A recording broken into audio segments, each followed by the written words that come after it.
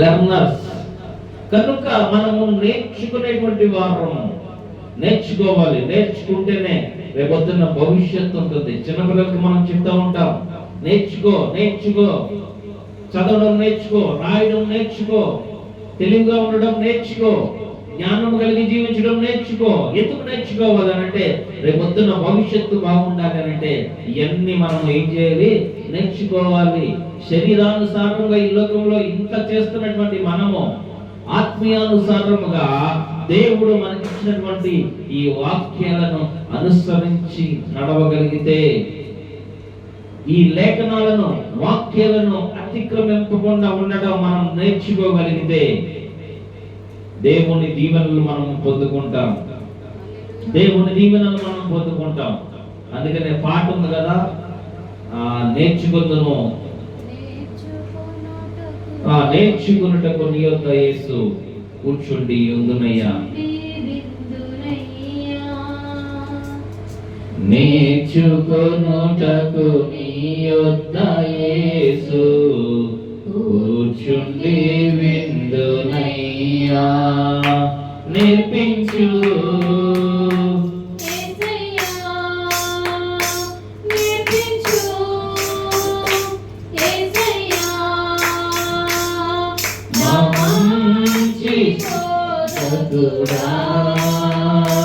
నేర్పించు యేసయ్యా, నేర్పించు.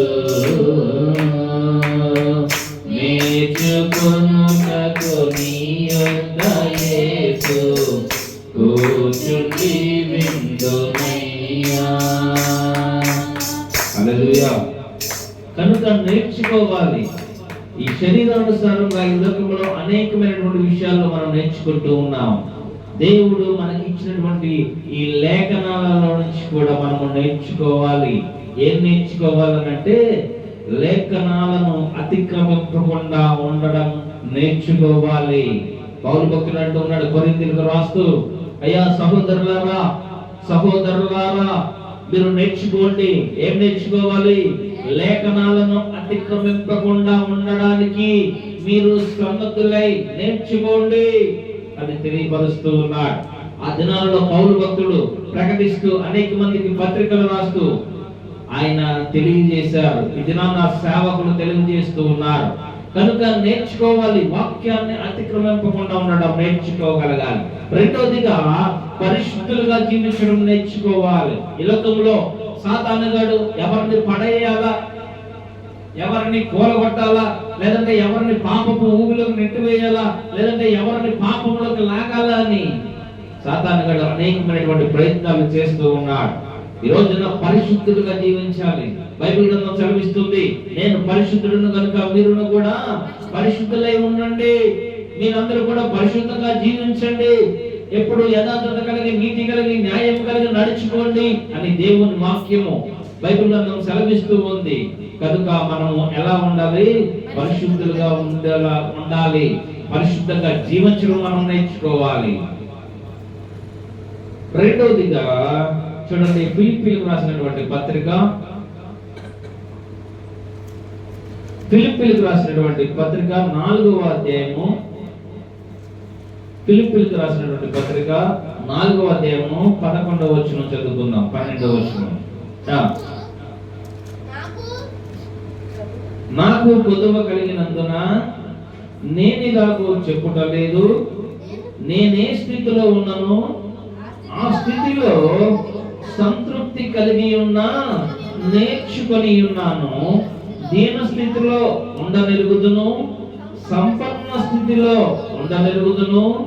ప్రతి విషయంలోనూ అన్ని కార్యములలోనూ కడుపు నిండి ఉండుటకును, ఆకలి గొని ఉండుటకును, సమృద్ధి కలిగి ఉండుటకును, లేమిలో ఉండుటకును నేర్చుకొని ఉన్నాను.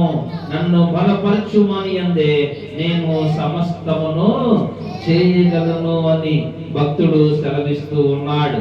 ఏం నేర్చుకోవాలి అంటే మొదటిగా మనం ఇందాక చదువుకున్నాం కదా, లేఖనాలను అతిక్రమింపకుండా ఉండడం మనము నేర్చుకోవాలి. లేఖనాలను అతిక్రమింపకూడదు అని అంటే దేవుని ఆజ్ఞలను మనము తప్పకుండా పాటించాలి. దేవుని ఆజ్ఞలను మనం పాటించాలి మొదటిగా.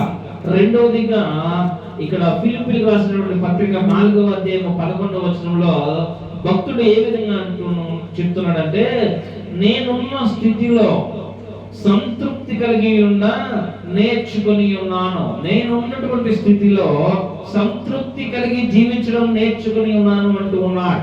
ఈ రోజున సంతృప్తి కలిగి జీవించడం నేర్చుకుంటున్నామా? మనం ఆత్మీయ స్థితిలో సంతృప్తి కలిగి ఉండడం నేర్చుకుంటున్నామా? ఆలోచన చేసుకోవాలి. నేను సంతృప్తి కలిగి ఉండడం నేర్చుకున్నాను అంటున్నాడు భక్తుడు. ఈ రోజున మరి నీ పరిస్థితి ఏంటి, నా పరిస్థితి ఏంటి?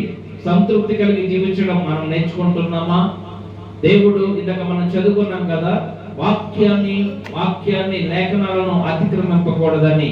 ఆ వాక్యము ఏమని శ్రమిస్తుందంటే, సంతృప్తి కలిగి మీరు జీవించండి అంటూ ఉన్నాడు. బైబిల్ గ్రంథంలో అనేక మంది ఆశపడ్డారు.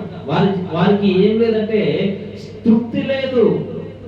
ఎంత సంపాదించినా ఎంత ఉన్నా వారికి తృప్తి లేదు, సంతృప్తి లేదు వారికి. మొట్టమొదటిగా మనం చూసినట్లయితే ఇస్కరియోతు యూదా కనబడుతూ ఉన్నాడు. మంచి తెలివి కలిగినటువంటి వాడు, జ్ఞానం కలిగినటువంటి వాడు. యేసుక్రీస్తు ప్రభువారు ఈ భూలోకంలో నివసించినప్పుడు ఆ లెక్కలు అన్నిటినీ ఆ ఇస్కరియోతు యూదానే చూసుకునేటువంటి వాడు.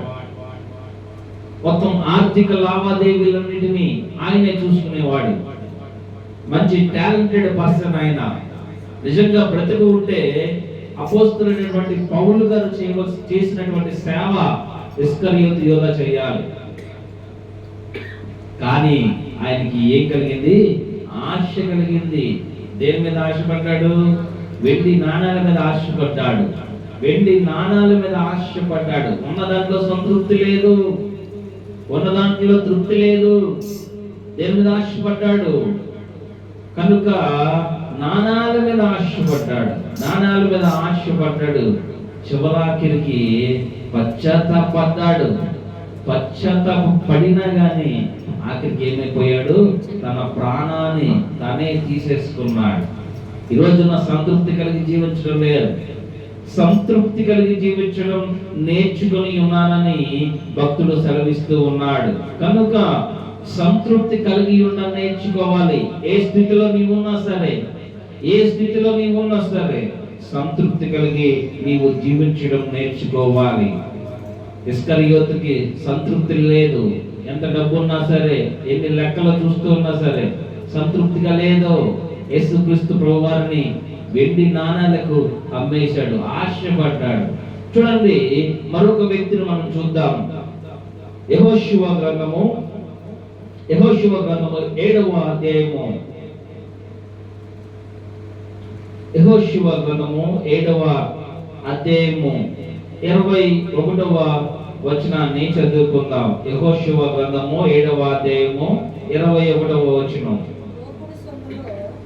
దోపుడు సొమ్ములో ఒక మంచి షీనారు పై వస్త్రమును 200 తులముల వెండిని 50 తులముల ఎత్తుగల ఒక బంగారు కమ్మని నేను చూచి వాటిని ఆశించి తీసుకుంటేనే. చాలండి, నేను చూసి వాటిని ఆశించి నేను తీసుకున్నాను అంటున్నాడు. ఎవరి వ్యక్తి అనంటే ఆకాను. అక్కడ మనము చదువుకున్నట్లయితే ఆకాను మనకు కనబడుతూ ఉన్నాడు.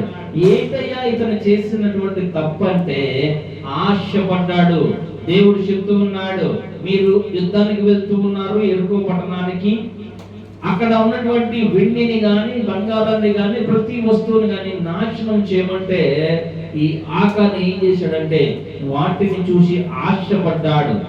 వాటిని చూసి ఆశపడి తెచ్చుకున్నాడు, తన డేరాకి తెచ్చుకున్నాడు. దేవుడు ఏం చెప్పాడు? మీరు యుద్ధానికి వెళ్తున్నారు, నేను మీకు జయాన్ని ఇస్తాను. అక్కడ ఉన్నటువంటి వెండిని గాని బంగారాన్ని గాని ప్రతి వస్తువుని గాని నాశనం చేసేయడని దేవుడు చెప్తే ఈ ఆకాను ఏం చేశాడంటే వాటిని చూసి ఆశపడ్డాడు. పై వస్త్రాన్ని చూసి ఆశపడ్డాడు. 200 తులముల వెండిని చూసి ఆశపడ్డాడు. 50 తులముల ఎత్తుగల ఒక బంగారు కమ్మని చూసి ఆశపడ్డాడు. ఈ రోజున సంతృప్తి లేదు ఎంత ఉన్నా గాని. ఆ రోజున మనుషులు అలా ఉన్నారు, ఈ రోజున ఇంకా అలాగే ఉన్నారు మనుషులు. ఎంత ఉన్నా సంతృప్తి ఉన్నట్లా, ఎంత ఉన్నా సంతృప్తి ఉన్నట్లేదు. ఆశపడ్డాడు ఆకాను దేవునికి విరోధంగా పాపము చేశాడు. మరలా యుద్ధానికి వెళ్తే అపజయం, విజయం రావట్లా. ఏమైంది అని చెప్పి యెహోషువ దిగాల మొహం వేసుకొని కూర్చుంటే దేవుడు మాట్లాడుతూ ఉన్నాడు, ఇశ్రాయేలు ప్రజలు నాకు విరోధంగా పాపం చేశారు అని చెప్పి మాట్లాడినప్పుడు ఎంక్వైరీ చేస్తే ఆకాను ఏం చేశాడు? ఇక్కడ దేవునికి విరోధంగా అవన్నీ నాశనం చేయమంటే ఆయన మాటకు విరోధంగా అవన్నీ తెచ్చుకున్నాడు. తన గుడారానికి అవన్నీ తెచ్చుకున్నాడు, ఆశపడ్డాడు.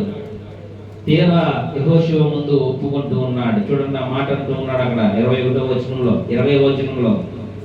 ఆకాను యెహోషువతో, ఇశ్రాయేలీయుల దేవుడైన యెహోవాకు విరోధముగా నేను పాపము చేసినది నిజమే అంటూ ఉన్నాడు. ఒప్పుకున్నాడు, తప్పు చేశాడు, ఒప్పుకున్నా సరే ఆకాను బ్రతికేడంటే చేసినటువంటి తప్పుకి శిక్ష అనుభవించాడు. ఏంటా శిక్ష అంటే రాళ్లతో కొట్టి చంపేశారు. ఆకాను ఒక్కడనే కాదు, ఆకాని కుటుంబాన్ని కూడా రాళ్లతో కొట్టి చంపేశారు. దేవునికి విరోధంగా పాపము చేస్తే ఆ దినాలలో ఘోరమైనటువంటి శిక్షలు ఉన్నాయి. ఈ దినాన మనందరి శిక్షను మన కొరకు భరాయించడానికి యేసుక్రీస్తు ప్రభువారు ఆయన ఈ లోకానికి వచ్చి ఉన్నాడు. మనందరి శిక్షను ఆయన తన భుజముల మీద వేసుకున్నాడు. మనందరి కొరకు ప్రాణం పెట్టి మనల్ని శిక్ష నుంచి విడిపించినటువంటి గొప్ప దేవుడు ఆయన. కనుక నేర్చుకోవాలి, మనం సంతృప్తి కలిగి ఉండడం నేర్చుకోవాలి. ఈ రోజున చాలా సంపాదిస్తూ ఉన్నాం, అయినా సరే సంతృప్తి లేదు. ఈ రోజున చాలా ఖర్చు పెడుతున్నాం, అయినా సరే ఇంకా సంపాదించాలి. ఆశ మనిషికి ఆశ ఉండొచ్చు కానీ అత్యాశ ఉండకూడదు. ఇస్కరియోతు అత్యాశకి వెళ్ళిపోయాడు, ఆకాను అత్యాశకి వెళ్ళిపోయాడు. వీళ్ళిద్దరి జీవితాలు మనం చూసినట్లయితే ఇద్దరు చనిపోయారు. ఆకానైతే మొత్తం ఏం చేశారంటే రాళ్లతో కొట్టి చంపేశారు. కనుక అత్యాశ ఉండకూడదు. నీకు ఆశ ఉందా? దేవుడిని అడుగు, దేవా నాకు ఇది కావాలి, లేదంటే నాకు ఫలానాది కావాలి. దేవుడిని అడుగు. ఆయన ఎప్పుడైతే నీకు అనుమతిస్తాడో ఆ సమయంలో నీ ఆశ తీరుతూ ఉంది. ఎప్పుడైతే మనం ఆశపడతామో ఆ ఆశను మన తండ్రి అయిన దేవునికి మనం తెలియజేయాలి. చాలా మంది ఏం చేస్తారంటే ఆ ఆశపడింది ఎలాగైనా సంపాదించుకోవాలని ఏం చేస్తారంటే పాపపు పనులు చేస్తూ ఉంటారు, చెడ్డ మార్గాల్లో నడుస్తూ ఉంటారు, చెడు పనులు చేస్తూ ఉంటారు. చూడండి, తీతుకు పత్రికలో ఒక మాట మనకు కనబడుతూ ఉంది. క్షమించండి, మొదటి తిమోతికి రాసినటువంటి పత్రికలో 6వ అధ్యాయము, మొదటి తిమోతికి రాసినటువంటి పత్రిక 6వ అధ్యాయము 10వ వచనాన్ని చదువుకుందాం. ధనాపేక్ష సమస్తమైనటువంటి కీడులకు మూలము. కొందరు దానిని ఆశించి విశ్వాసము నుండి తొలగిపోయి నానా బాధలతో తమ్మును తామే పొడుచుకుని. చాలండి, చాలా మందికి ధనాపేక్ష. కొంతమందికి అయితే డబ్బు ఆశ ఉంటుంది, కొంతమందికి అనేకమైనటువంటి వస్తువుల మీద ఆశ ఉంటుంది. భక్తుడు ఏమని సెలవిస్తున్నాడు? బైబిల్ గ్రంథం ఏమని సెలవిస్తుంది? నువ్వు సంతృప్తి కలిగి జీవించడం నేర్చుకోమంటుంది. కానీ చాలా మంది ఏం కలిగి ఉన్నారు? ధనాపేక్ష కలిగి ఉన్నారు. ఈ ధనాపేక్ష కలిగి ఉండడం సమస్తమైనటువంటి కీడుకు మూలము. ఏంట కీడు అంటే, ఆకాను ధనాపేక్ష కలిగి ఆ దినాలలో ఆశపడ్డాడు, ఏమైపోయాడు? రాళ్లతో కొట్టి చంపబడ్డాడు. అతను ఒక్కడే కాదు, అతని కుటుంబం కూడా.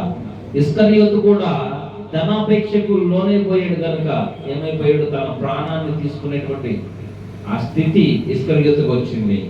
కనుక సంతృప్తి కలిగి ఉండడం నేర్చుకోవాలి, సంతృప్తి కలిగి జీవించడం నేర్చుకోవాలి. దీన స్థితి అందునా సంపన్న స్థితి అందునా నడచినను ఎగిరినను సంతృప్తి కలిగి యుందునే.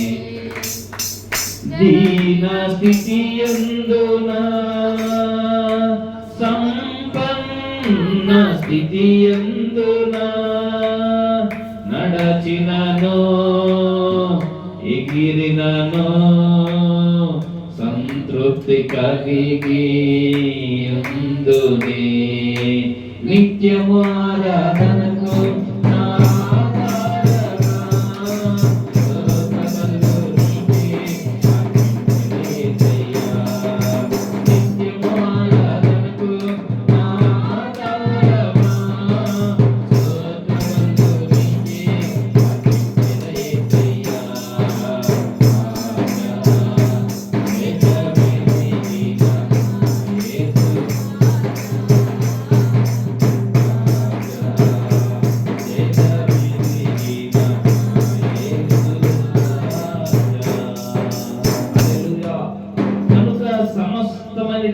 కీడులకు మూలము ఏంటని అంటే ధనాపేక్ష. కొందరు దానిని ఆశించి ముఖ్యంగా ఒక పని చేస్తూ ఉన్నారు. ఏంట పని అంటే విశ్వాసము నుండి తొలగిపోతూ ఉన్నారు. ఈ రోజున నీకు విశ్వాసం ఉండట్లేదంటే, ఈ రోజున నీకు దేవుడి మీద విశ్వాసం ఉండట్లేదంటే, నీకు దేని మీద ఉంది విశ్వాసం అంటే ఈ సమస్తమైనటువంటి శరీరానుసారమైనటువంటి క్రియల మీద నీవు విశ్వసిస్తున్నావు, కానీ దేవుని మీద నీవు విశ్వాసం ఉంచడం లేదు. ధనాపేక్ష వలన విశ్వాసం నుండి తొలగిపోతూ తమ్ముడు తానే వాళ్ళకి వాళ్ళే నానా బాధల చేత నానా బాధలు అనుభవిస్తూ ఉన్నారు. కనుక ఏదేమైనప్పటికీ సంతృప్తి కలిగి జీవించడం మనము నేర్చుకోవాలి. మొదటిగా ఏం నేర్చుకోవాలి? మొదటిగా మనం ఇలా నేర్చుకున్నాం కదా, వాక్యాన్ని అనుసరించి అతిక్రమింపకుండా ఉండడం మనము నేర్చుకోవాలి. రెండవదిగా సంతృప్తి కలిగి పరిశుద్ధంగా ఉండడం కూడా నేర్చుకోవాలి. ఈ రెండవదిగా సంతృప్తి కలిగి ఉండడం మనము నేర్చుకోవాలి. చూడండి, మూడవదిగా ద్వితీయోపదేశ కాండము 3వ అధ్యాయము, ద్వితీయోపదేశ కాండము 3వ అధ్యాయము 12వ వచనాన్ని చదువుకుందాం. క్షమించాలి, ద్వితీయోపదేశ కాండము 31వ అధ్యాయము, ద్వితీయోపదేశ కాండము 31వ అధ్యాయము 12వ వచనం. ఈ ధర్మశాస్త్ర వాక్యములన్నింటినీ అనుసరించి మీ దేవుడైన యెహోవాకు భయపడి ఈ ధర్మశాస్త్ర వాక్యములన్నింటినీ అనుసరించి నడుచుకొనున్నట్లు పురుషులేమి, స్త్రీలేమి, పిల్లలేమి, నీ పురములోనున్న పరదేశులేమి వాటిని విని నేర్చుకొనుటకై అందరినీ పోగు చేయవలెను. చాలండి. ఏం చేయమంటున్నాడు ఇక్కడ? ఏం నేర్చుకోమంటున్నాడంటే ధర్మశాస్త్ర వాక్యములన్నిటినీ అనుసరించి నడుచుకునేలాగా అందరినీ ఏం చేయమంటున్నాడు? పోగు చేయమంటూ ఉన్నాడు. అందరినీ పోగు చేయడం అంటే అందరినీ ఒక చోట చేర్చి వారికి ఈ ధర్మశాస్త్ర గ్రంథం నుంచి వివరిస్తూ, ఈ వాక్యమును వివరిస్తూ వారికి తెలియపరచాలి. నేర్చుకున్నటువంటి నీవు అనేక మందిని పోగు చేసి అనేక మందికి ఏం చేయాలి? మనము నేర్పించాలి.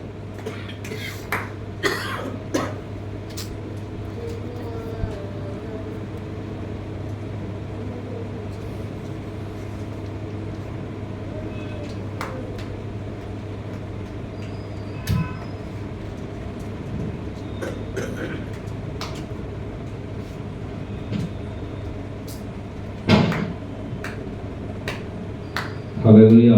హల్లెలూయా. కనుక ధర్మశాస్త్రమును అనుసరించి వాక్యమును అనుసరించి నడుచుకున్నట్లు మనం అనేక మందిని పోగు చేసి వాక్యాన్ని అందరికీ మనము ప్రకటించే వారిగా మనము ఉండేలాగా మనం ఏం చేయాలి? నేర్చుకోవాలి, అనేక మందికి నేర్పించాలి. వాక్యాన్ని వింటూ ఉన్నాము, వాక్యానుసారంగా నడవడం నేర్చుకున్నటువంటి మనము అనేక మందిని కూడా వాక్యానుసారంగా నడిపించే క్రమము, లేదంటే వాక్యానుసారంగా నడిపించేటువంటి బాధ్యతను మనం ఏం చేయాలి? తీసుకొని వారికి కూడా మనము నేర్పించగలగాలి. చూడండి, 4వదిగా తీతుకు రాసినటువంటి పత్రిక